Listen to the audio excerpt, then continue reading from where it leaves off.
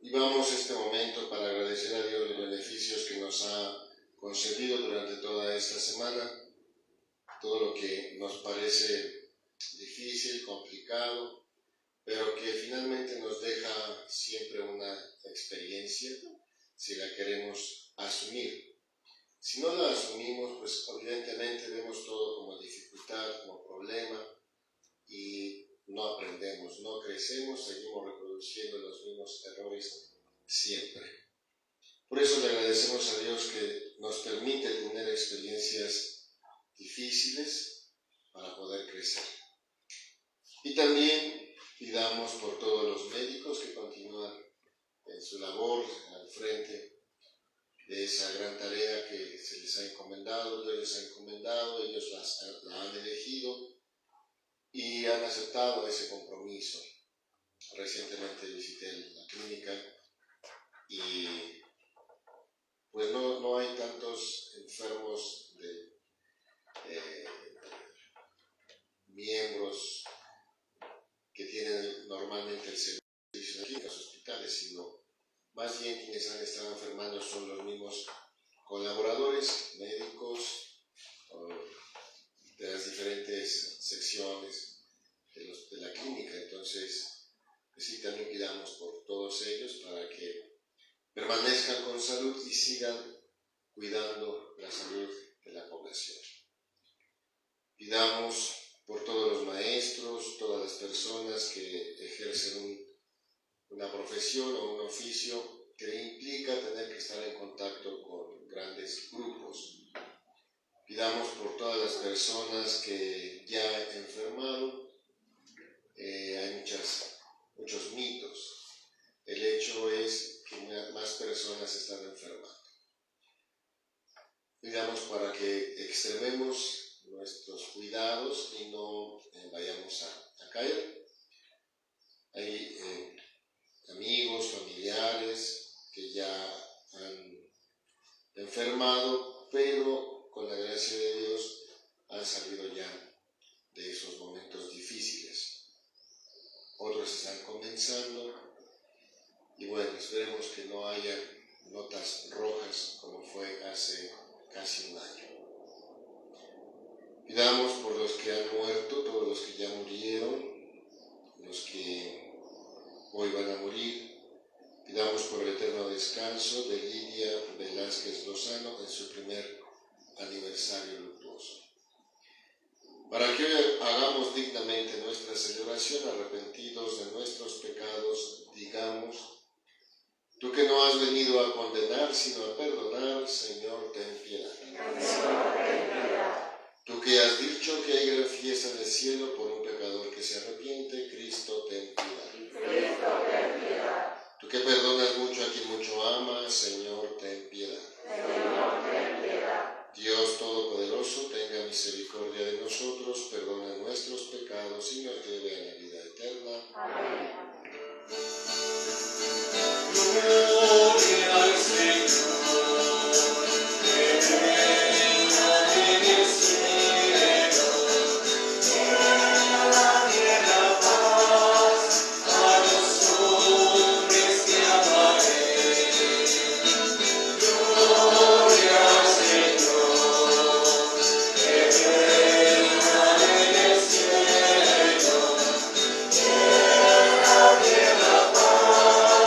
A los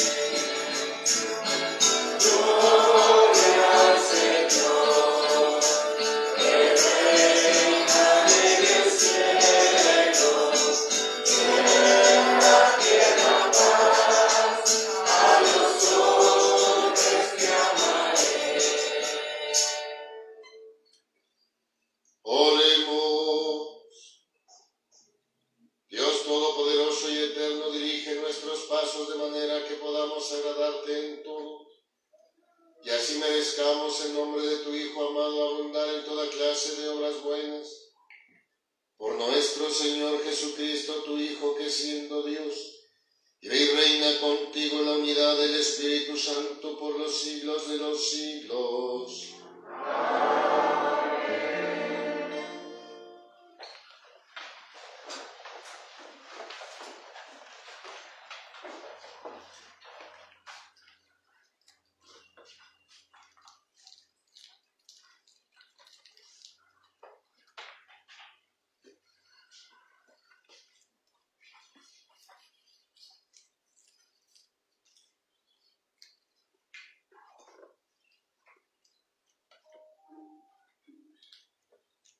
Primera lectura. El pueblo comprendía la lectura del libro de la ley, del libro de Noemías. En aquellos días, Esdras, el sacerdote, trajo el libro de la ley ante la asamblea, formada por hombres, las mujeres y todos los que tenían uso de razón. Era el día primero del mes séptimo, y Esdras leyó desde el amanecer hasta el mediodía, en la plaza que está frente a la puerta del agua. En presencia de los hombres, las mujeres y todos los que tenían uso de razón, todo el pueblo estaba atento a la lectura del libro de la ley. Esdras estaba de pie sobre un estado de madera. Levantado en esta ocasión, Esdras abrió el libro a la vista del pueblo, pues estaba en un sitio más alto que todos. Y cuando lo abrió, el pueblo entero se sintió más alto que todos. Y cuando él abrió el pueblo entero, se puso de pie. Esdras bendijo entonces al Señor, el gran Dios, y todo el pueblo, levantado las manos, respondió: Amén. E inclinándose, se postraron rostro en tierra. Los levitas leían el libro de la ley de Dios con claridad y explicaban el sentido, de suerte que el pueblo comprendía la lectura. Entonces Noemías, el gobernador, Esdras, el sacerdote, y escribía, y los levitas que instruían a la gente, dijeron a todo el pueblo: Este es un día consagrado al Señor, nuestro Dios. No estén ustedes tristes ni lloren, porque todos lloraban al escuchar las palabras de la ley. Vayan a comer espléndidamente, tomen bebidas dulces y manden algo a los que nada tienen. Pues hoy es el día sagrado al Señor, nuestro Dios. No estén tristes, porque celebrar al Señor es nuestra fuerza. Esta es palabra de Dios. Te alabamos, Señor. Tú tienes, Señor, palabras de vida eterna. Tú tienes, Señor, palabras de vida eterna. La ley del Señor es perfecta del todo y reconforta el alma. Inmutables son las palabras del Señor y hacen sabio al sencillo. Tú tienes, Señor, palabras de vida eterna. En los mandamientos del Señor hay rectitud y alegría para el corazón. Son los preceptos del Señor para alumbrar el camino. Tú tienes, Señor, palabras de vida eterna. La voluntad de Dios es santa y para siempre estable. Los mandamientos del Señor son verdaderos y enteramente justos. Tú tienes, Señor, palabras de vida eterna. Que sean gratas las palabras de mi boca y los anhelos de mi corazón. Haz, Señor, que siempre te busque, pues eres mi refugio y salvación. Tú tienes, Señor, palabras de vida eterna.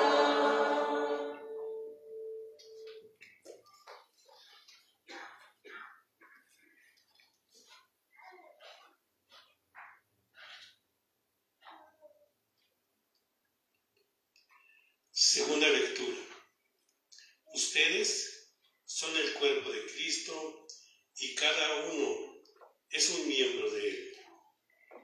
De la primera carta del apóstol San Pablo a los Corintios.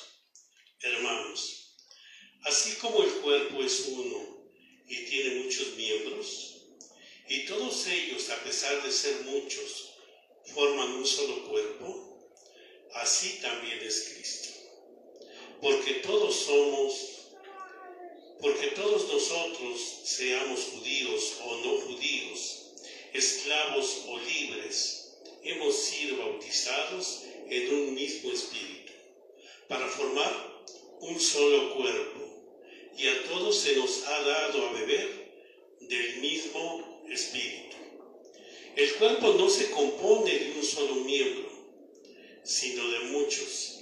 Si el pie dijera, no soy mano, entonces no formo parte del cuerpo.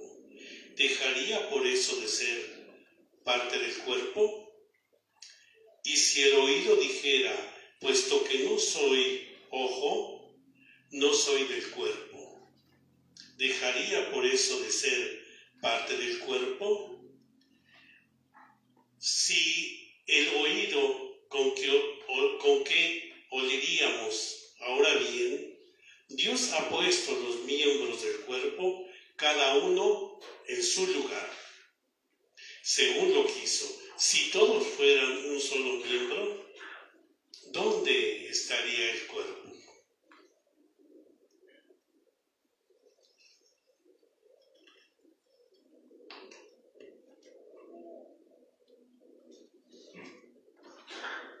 Cierto que los miembros son muchos, pero el cuerpo es uno solo.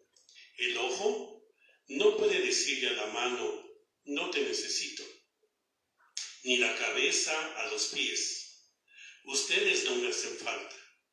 Por el contrario, los miembros que parecen más débiles son los más necesarios, y a los más íntimos los tratamos con mayor decoro, porque los demás no lo necesitan. Así formó Dios el cuerpo, dando más honor a los miembros que carecían de él, para que no haya división en el cuerpo y para que cada miembro se preocupe de los demás. Cuando un miembro sufre, todos sufren con él, y cuando recibe honores, todos se alegran con él. Pues bien, ustedes son el cuerpo de Cristo, y cada uno es un miembro de él en la iglesia. Dios ha puesto en primer lugar a los apóstoles, en segundo lugar a los profetas, en tercer lugar a los maestros, luego a los que hacen milagros, a los que tienen el don de curar a los enfermos, a los que ayudan, a los que administran, a los que tienen el don de lenguas y el de interpretarlas. ¿Acaso son todos apóstoles? ¿Son todos profetas? ¿Son todos maestros? ¿Hacen todos milagros? ¿Tienen todos el don de curar? ¿Tienen todos el don de lenguas y todos las interpretan? Palabra de Dios.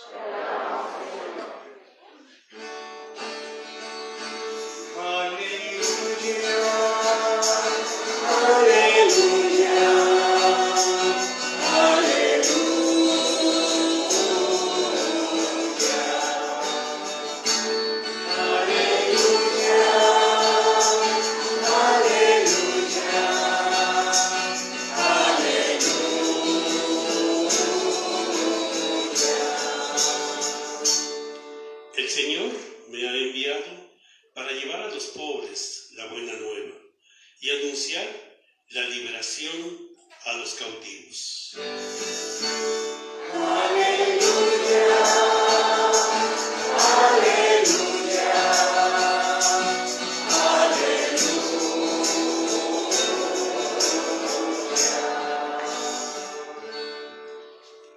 El Señor esté con ustedes.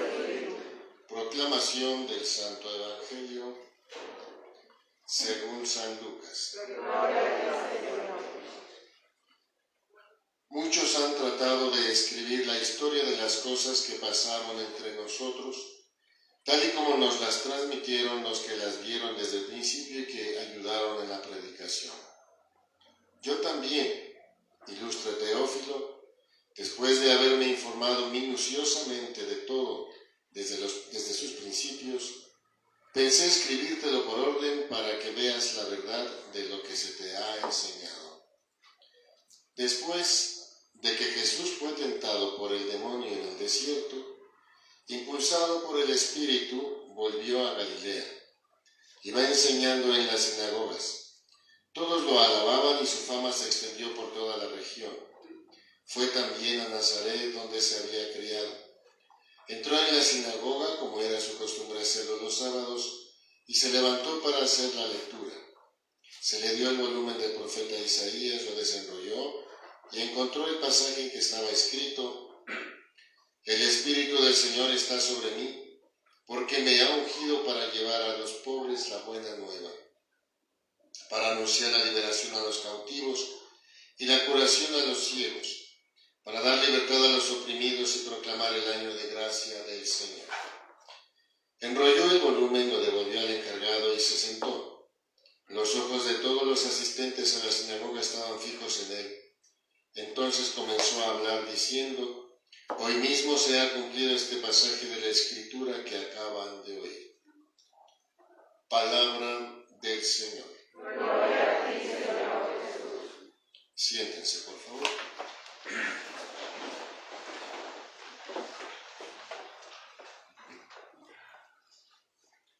Ya Jesucristo ha realizado incursiones, ha caminado, ha ido a diferentes poblaciones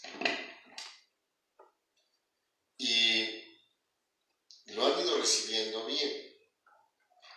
Ha obrado curaciones, milagros, y consideró que era oportuno ir a su tierra. ¿Cuál era su tierra? Nazaret. Y en Nazaret, como todos los sábados, él asistía a la sinagoga para la lectura atenta de la palabra de Dios y el discernimiento de la misma, como nosotros los domingos, con el mismo sentido.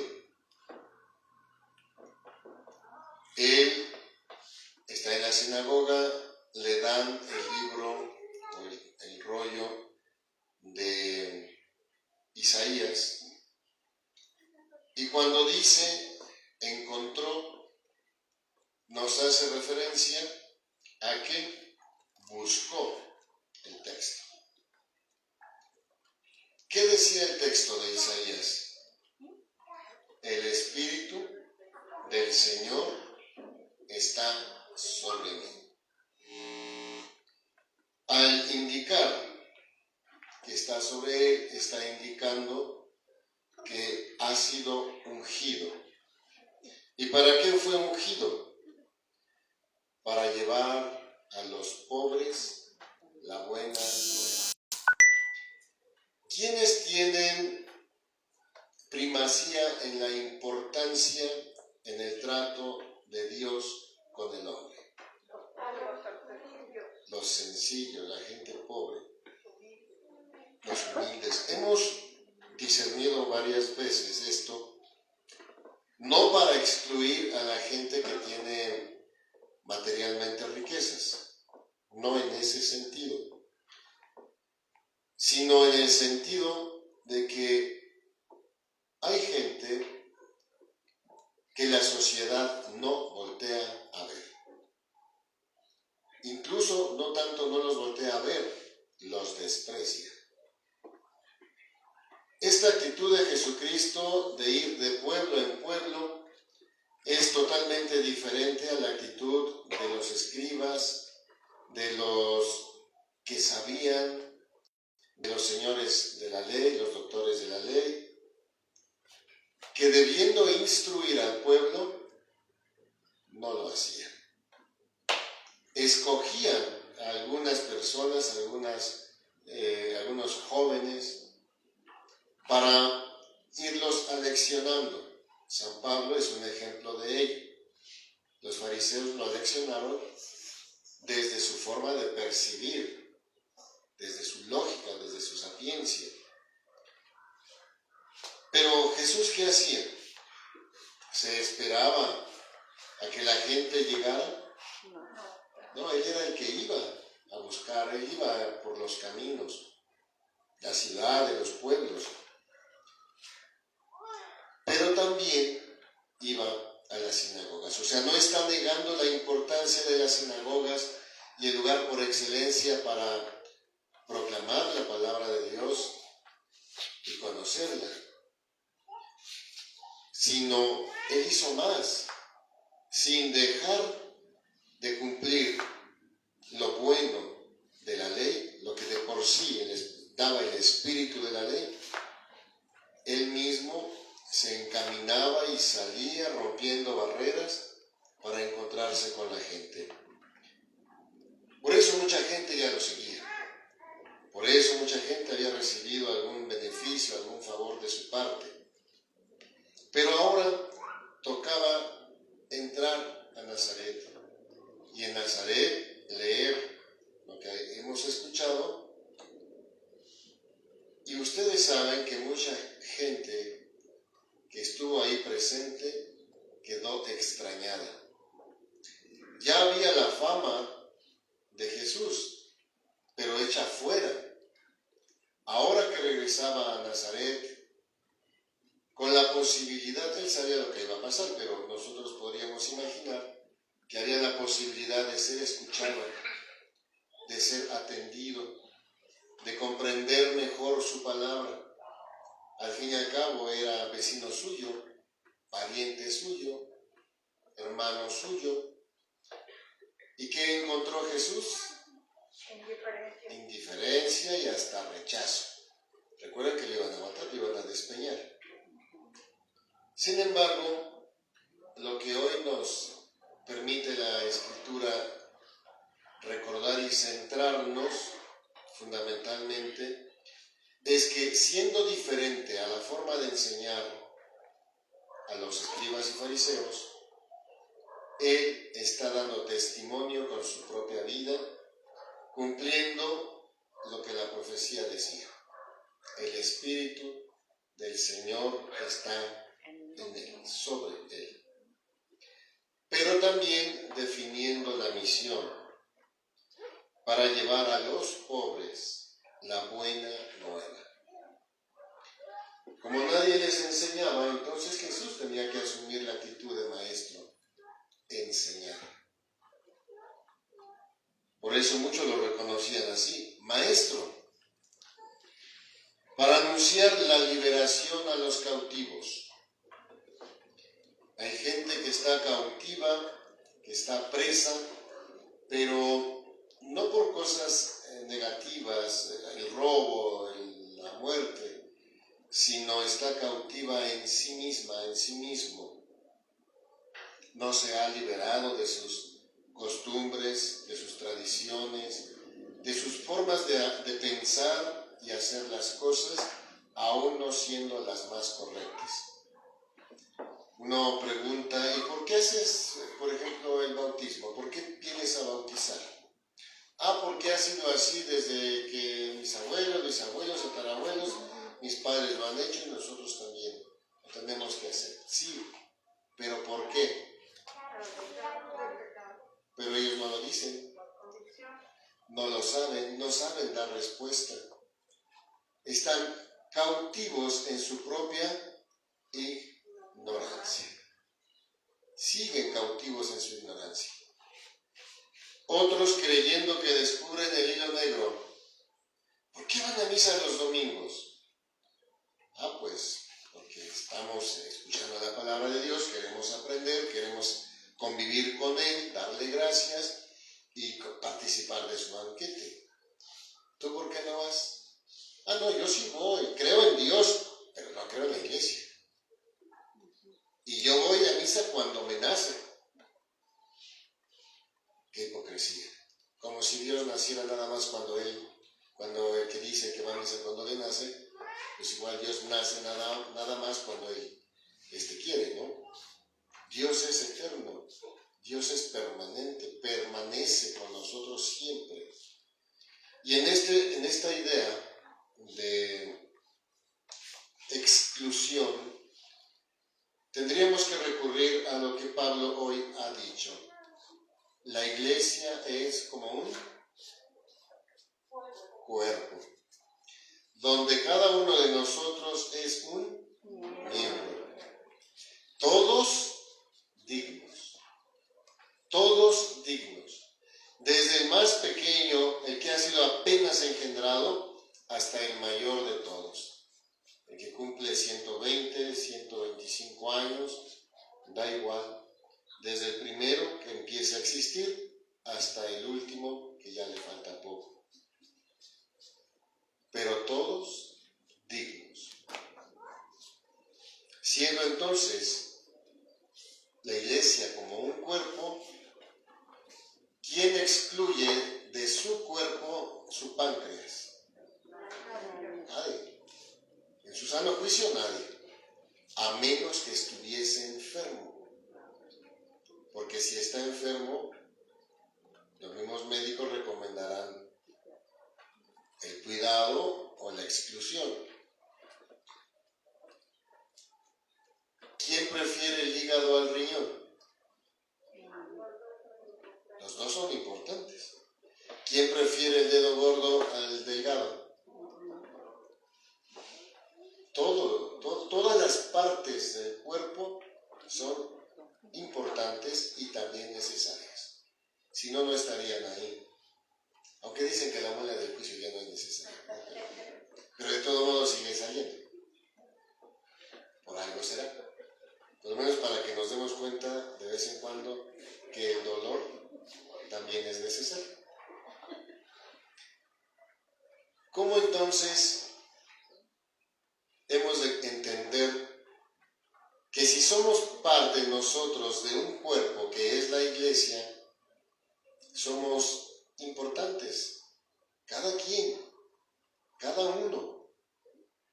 Porque ese cuerpo le conocemos también como el cuerpo místico de Cristo, donde Cristo es la cabeza.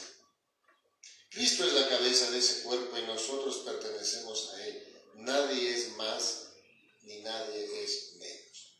Incluso Pablo hace la distinción con las partes más nobles, más íntimas del cuerpo humano. Y por eso dice, las cubrimos, porque finalmente son las más indignas. Si sabemos por qué, ¿verdad? Lo que comemos y bebemos, se entiende, no se queda en el cuerpo, se expulsa. Entonces, si fueran las partes más indignas por la función que tienen, hemos de cubrirlas para darles mayor dignidad. ¿Y las cuidamos o no? Las protegemos. No las andamos malbaratando. El que tenga oídos que... Porque cada una de las partes del cuerpo, decíamos, tiene dignidad. Es necesaria para el funcionamiento del cuerpo. Si alguna falta, el cuerpo se descompensa, ¿verdad? Y está haciendo esta comparación Pablo para que cada uno de nosotros descubra que se es importante en el cuerpo, que es necesaria nuestra participación en el cuerpo, pero también conviene, y esta parte es lo que haría la diferencia, cada quien es libre de estar o no estar. Solo que si no está, ¿qué pasaría con esa parte del cuerpo que se extirpa, que se corta?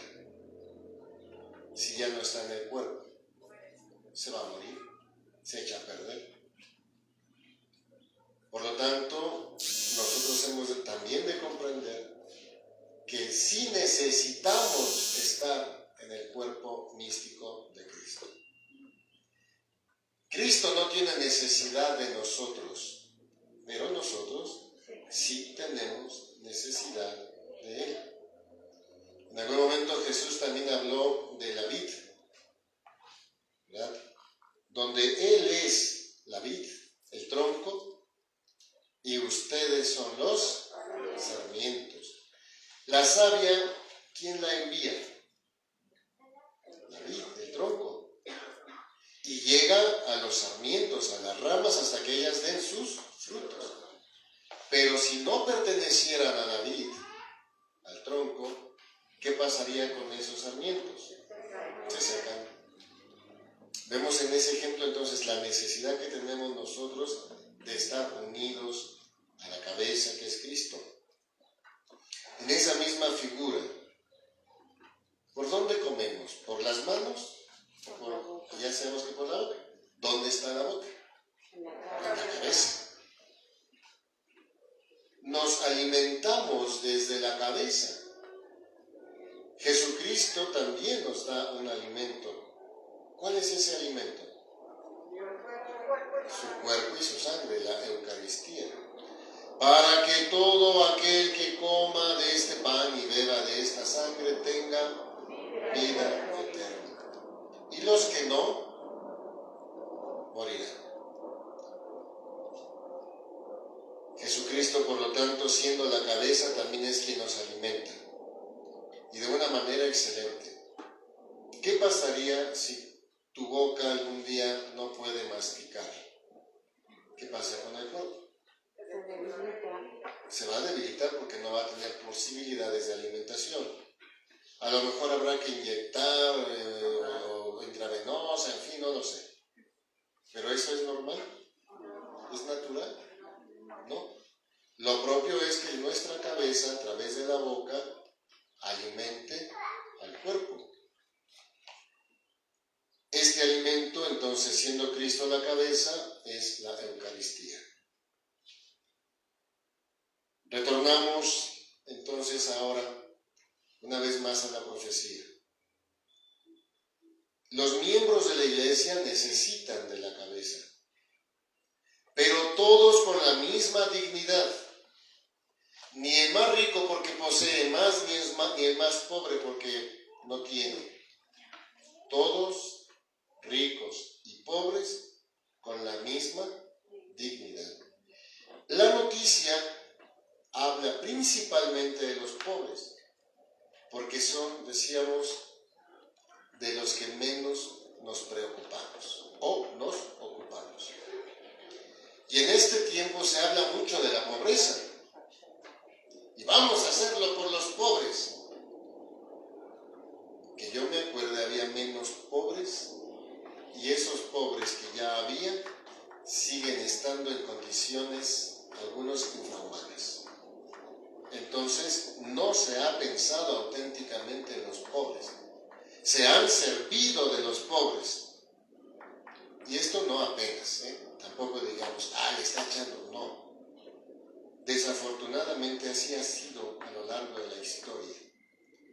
Los pobres o los que tienen condiciones menesterosas han servido para que otros se sigan enriqueciendo o tomando poder. Es necesario entonces que no utilicemos a la gente que no tiene o que tiene menos, sino que en verdad nos fijemos en ellos y les procuremos, no para mantenerlos en su pobreza, sino para que crezcan, para que ellos puedan vivir con dignidad. Ese es el punto. No necesitamos más gente pobre. Necesitamos que los que de por sí ya no tenían, ahora sí empiecen a tener y puedan vivir dignamente. Pero ¿qué hacemos? Cerramos los ojos ante la realidad y preferimos ideologías, preferimos vender nuestra voluntad, preferimos no meternos en problemas, porque así estamos mejor. Los fariseos por eso no querían que Jesús predicara y enseñara, porque ellos tenían privilegios. No atendían a la gente con necesidad, pero ellos se mantenían con sus privilegios ante Roma. Por eso fue que la tomaron contra Jesús y lo quisieron exterminar hasta que lo lograron. No vaya a ser que alebreste a la gente y después ya no nos hagan caso. Pues hoy estamos igual. Necesitamos por eso comenzar haciendo conciencia. Fijarnos en nuestras propias pobrezas, no la pobreza espiritual de la que nos habla el Evangelio, sino nuestras limitaciones, nuestros absurdos, egoísmos, ambiciones. Queremos poseer, queremos tener, y si no es como yo digo, no será. ¿Cuánto egoísmo hay en nuestra parte y de nuestra parte? Es por tanto la oportunidad para que lo que Jesús ha leído de Isaías se lleve a la práctica, se haga realidad. Anunciar a la gente que vive con necesidad, tanto física como espiritual. Anunciar la liberación a los cautivos, romper nuestras cadenas, la ignorancia, dar curación a los ciegos, poder ver, no solo con los ojos de la carne, sino con los ojos del Espíritu, ver la verdad, conocer la verdad, para dar libertad a los oprimidos. ¿Cuántos oprimidos hay que creen que están en la mejor condición y así los quieren mantener para que no sobresalgan, para que se queden limitados? Y es al revés. Tenemos que procurarles la libertad para que puedan ejercer sus pensamientos, para que puedan conocer, para que puedan alcanzar por sí mismos la experiencia de vida digna. Por eso decía, no es que tengamos que mantenerlos, es que ellos tienen que procurar su propio bienestar, pero nosotros contribuir, ayudando, por lo menos no poniéndoles obstáculos. Pero si además les enseñamos, entonces ellos también alcanzarán a lograr por su esfuerzo una vida digna. Una cosa es la asistencia y otra cosa es el asistencialismo. El asistencialismo es para aquellos a los que no se les permite crecer, que estén siempre dominados, sujetos, cautivos. En cambio, la asistencia es para los que tienen la necesidad en este momento y que por sí mismos no pueden superar su situación. Por ejemplo, los ancianos, el enfermo, los huérfanos, que en este momento no pueden alcanzar una experiencia de vida digna por sus propios esfuerzos. Hay que ayudarles. Eso es asistencia. Asistencialismo es dar por dar para mantenerlos subyugados y a mi favor, para cuando yo quiera utilizarlos. ¿Se comprende entonces la diferencia entre asistencia y asistencialismo? Y lo que Jesús está recordando desde Isaías es la auténtica liberación. Sí asistir a los que tienen necesidad, a la viuda, al huérfano, etc., que la Escritura lo contempla, pero mínimamente no ser obstáculo para que los que ahora no pueden, no lo logren después. Al contrario, ser factor también para que ellos alcancen a tener una vida digna. Quitémonos de ideologías y vayámonos a la verdad. Cristo es la verdad. Es camino, verdad y vida. Y proclamar la gracia del Señor. Año de gracia del Señor. La gracia la entendemos también como alegría, felicidad, júbilo.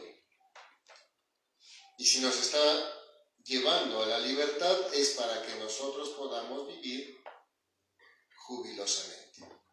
¿Y en dónde alcanzaremos esa experiencia jubilar? Definitivamente.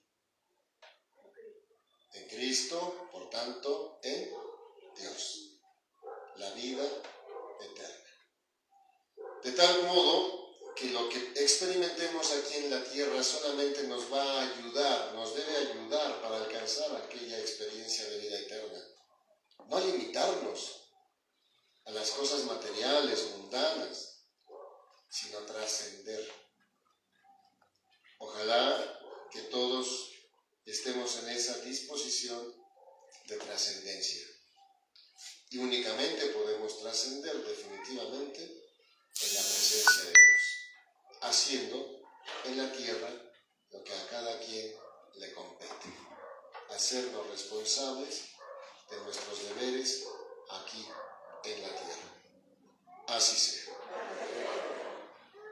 Pónganse de pie.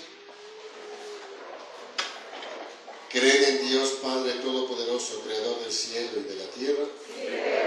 ¿Creen en Jesucristo, su Hijo único y Señor nuestro, que nació de la Virgen María, padeció y murió por nosotros, resucitó y está sentado a la derecha del Padre? ¿Creen en el Espíritu Santo, en la Santa Iglesia Católica, en la comunión de los santos, en el perdón de los pecados, en la resurrección de los muertos y en la vida eterna? Esta es nuestra fe. Esta es la fe de la Iglesia, que nos gloriamos de profesar en Jesucristo nuestro Señor. Amén. Siéntense, por favor.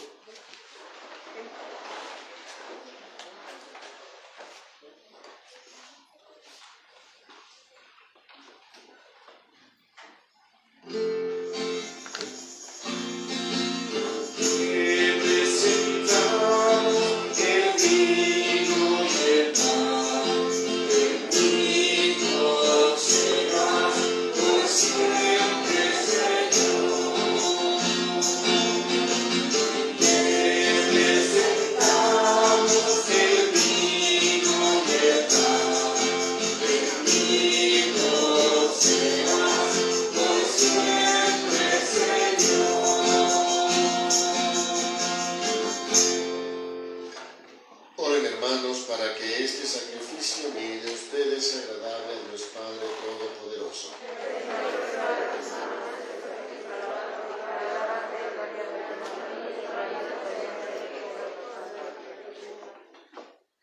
Recibe, Señor, benignamente nuestros dones y santifícalos a fin de que nos sirvan para nuestra salvación. Por Jesucristo nuestro Señor. El Señor esté con ustedes. Levantemos el corazón. Demos gracias al Señor nuestro Dios. En verdad es justo y es necesario nuestro deber y salvación darte gracias siempre y en todo lugar. Señor Padre Santo, Dios Todopoderoso y Eterno, porque reconocemos como obra de tu poder admirable no solo haber socorrido a nuestra débil naturaleza con la fuerza de tu divinidad, sino también el haber previsto el remedio de nuestra misma naturaleza mortal. Y así con lo que fue la causa de nuestra ruina, con eso mismo nos diste la salvación por Cristo Señor nuestro. Por Él los ángeles cantan con júbilo eterno y nosotros nos unimos a sus voces cantando humildemente tu alabanza.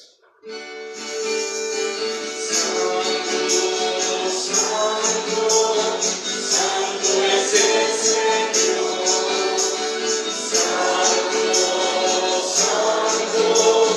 santo es el Señor, sana en las alturas, bendito es el que cree en el nombre del Señor. Santo es el Señor,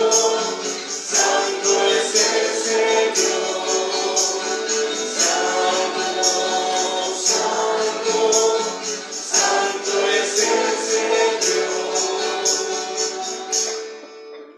Santo eres en verdad, Señor, fuente de toda santidad. Por eso te pedimos que santifiques estos dones con la efusión de tu Espíritu, de manera que se conviertan para nosotros en el cuerpo y en la sangre de Jesucristo nuestro Señor, el cual, cuando iba a ser entregado a su pasión voluntariamente aceptada, tomó pan, Dándote gracias, lo partió y lo dio a sus discípulos, diciendo: tomen y coman todos de él, porque esto es mi cuerpo, que será entregado por ustedes.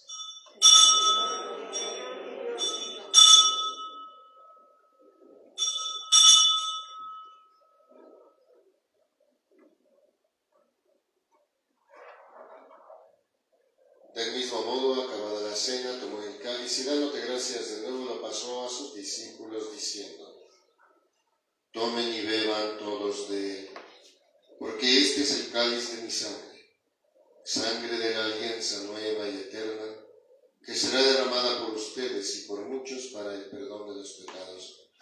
Hagan esto en conmemoración mía.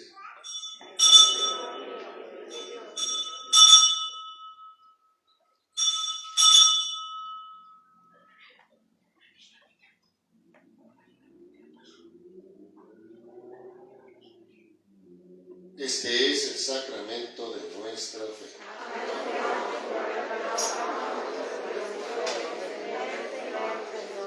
Así pues, Padre, al celebrar ahora el memorial de la muerte y resurrección de tu Hijo, te ofrecemos el pan de vida y el cáliz de salvación y te damos gracias porque nos haces dignos de servirte en tu presencia. Te pedimos humildemente que el Espíritu Santo congregue en la unidad a cuantos participamos del cuerpo y la sangre de Cristo. Acuérdate, Señor, de tu iglesia extendida por toda la tierra y con el Papa Francisco, nuestro obispo Juan Manuel, y todos los pastores que cuidan de tu pueblo, llévala a su perfección por la caridad. Acuérdate también de nuestros hermanos que se durmieron en la esperanza de la resurrección, y de todos los que han muerto en tu misericordia. Admítelos a contemplar la luz de tu rostro. Ten misericordia de todos nosotros, y así con María, la Virgen, Madre de Dios, su esposo San José, los apóstoles, y cuantos vivieron en tu amistad a través de los tiempos, merezcamos por tu Hijo Jesucristo compartir la vida eterna y cantar tus alabanzas.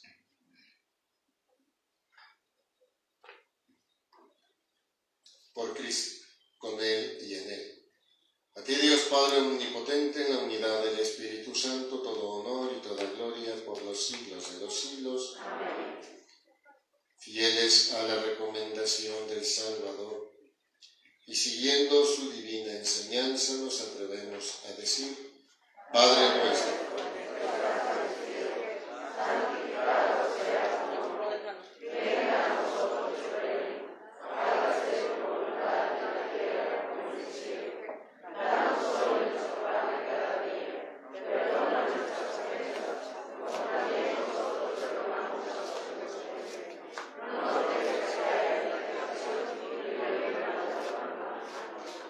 líbranos de todos los males, Señor, y concédenos la paz en nuestros días, para que, ayudados por tu misericordia, vivamos siempre libres de pecado y protegidos de toda perturbación, mientras esperamos la gloriosa venida de nuestro Salvador Jesucristo.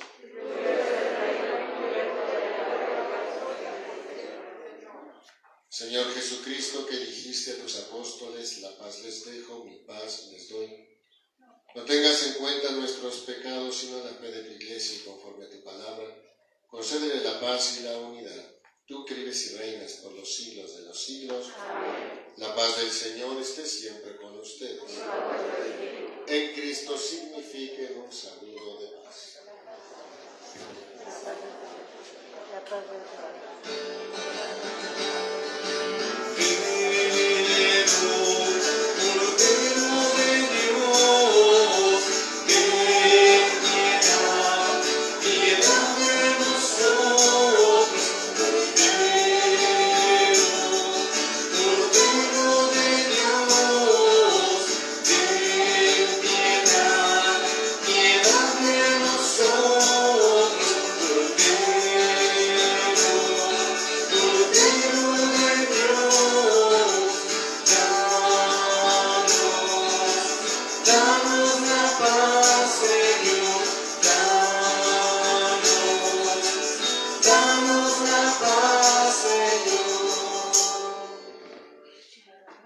Hermanos, hermanas, este es el Cordero de Dios, es el que quita el pecado del mundo.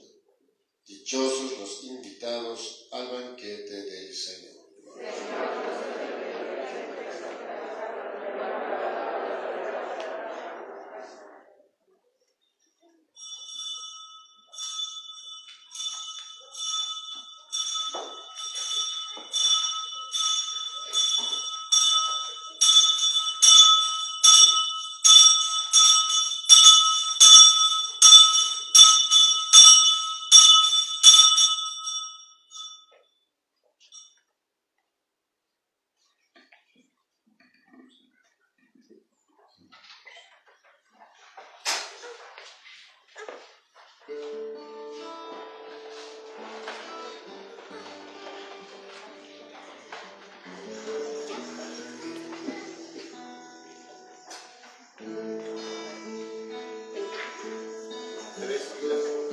Es un deleite para mí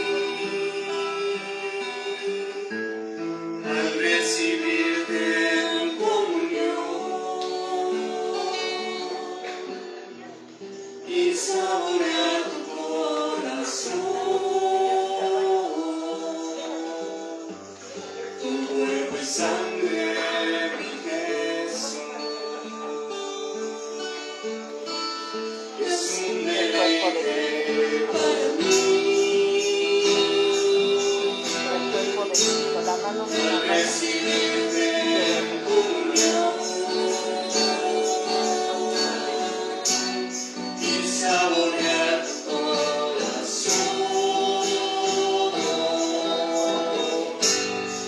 cuerpo y sangre, mi Jesús.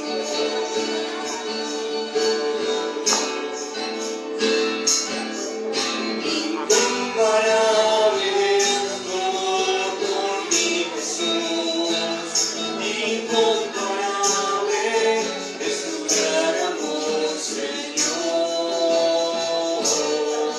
que no puedo comprender que siendo tú el Rey, te hayas quedado en este humilde pan. Te hayas quedado en este humilde pan.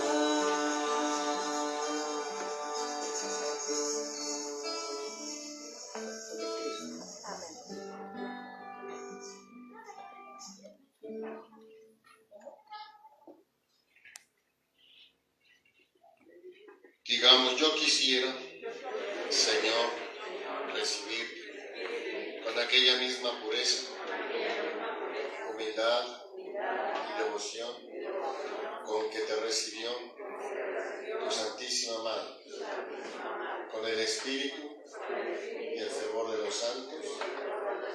Amén. Oremos. Concédenos, Dios Todopoderoso, que al experimentar el efecto vivificante de tu gracia, nos sintamos siempre dichosos por este don tuyo, por Jesucristo nuestro Señor. Estamos en este tiempo de pandemia. La semana va a parecer más difícil, va a ser la que estamos comenzando. Entonces, extremen los cuidados, por favor. No se confíen. Aunque ya hayan enfermado, ya tengan las vacunas, no se confíen. No tengan miedo, solamente hagamos lo que debemos hacer. Seguiremos transmitiendo de todos modos la celebración de las 8 de la mañana por quienes no pueden asistir, pero quieren seguir llevando su presencia en la celebración eucarística y hacer comunión espiritual. El rosario de la mañana continúa, en la tarde ya no ha sido factible por otras actividades. El Ángelus también se sigue transmitiendo, la hora santa por supuesto también se transmite. Los martes a las 6 hay una reunión de oración y alabanza en San Juanito y los sábados a las 9, ¿verdad?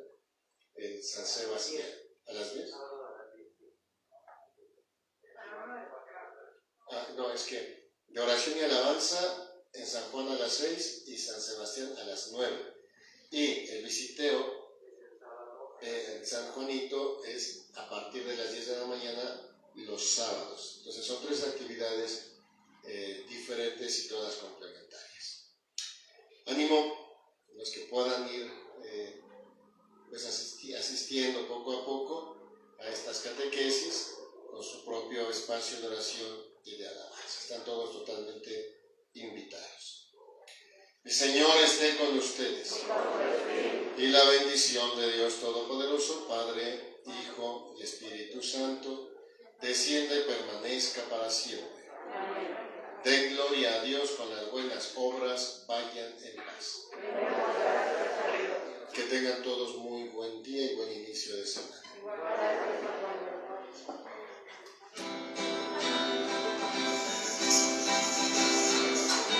Mientras recorres la vida, nunca sola estás. Contigo por mi camino, Santa María va. Ven con nosotros al caminar.